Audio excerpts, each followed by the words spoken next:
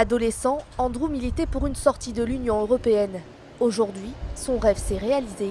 James, lui, a bien du mal à y croire et le Brexit s'invite d'ailleurs dans son cours d'anglais. On the winning side of the vote in Brussels, 2,500 times.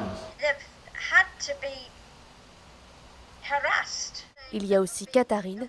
Très choquée, elle a passé sa journée à contacter ses proches. Je me suis réveillée ce matin, ma première pensée c'était pour le résultat du référendum et c'était vraiment le choc, je ne m'attendais pas du tout à ce résultat. J'avais des larmes aux yeux. Je n'ai pas dormi depuis 24 heures et je pense que je ne pourrai pas dormir non plus aujourd'hui ni ce soir parce que je suis tellement passionné, tellement content et ravi du résultat. À 6h30 ce matin, le réveil a sonné et je suis allé tout de suite pour voir les infos. Et je ne m'attendais pas à ça. Quelque part dans mon cœur, je pensais non, les Britanniques allaient quand même rester en Europe. Andrew a pu participer au référendum, car le Mancunien n'a pas encore dépassé la limite des 15 années vécues hors de la Grande-Bretagne. Je pense retourner en Angleterre d'ici 4 ou 5 ans.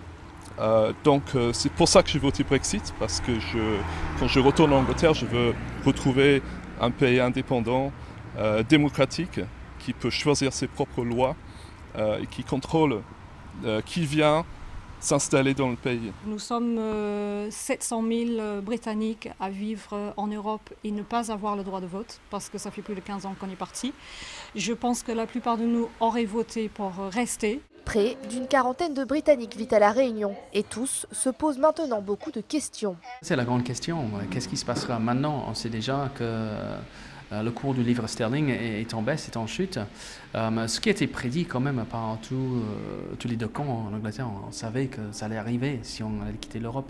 Maintenant, combien de temps est-ce que ça va durer et quel impact est-ce que ça aura? On ne sait pas. C'est inquiétant, mais pas plus que ça. Je pense qu'il y aura une période de transition où l'économie sera plutôt instable. Je devrais sans doute m'inquiéter. Je trouve qu'aujourd'hui, pour l'instant, c'est le choc. Et puis, c'est plus la tristesse. Dans sa déclaration, pourtant, le Premier ministre britannique a une pensée pour ses compatriotes vivant à l'étranger. Il leur a promis aucun changement avant que le divorce avec l'Europe ne soit réellement prononcé.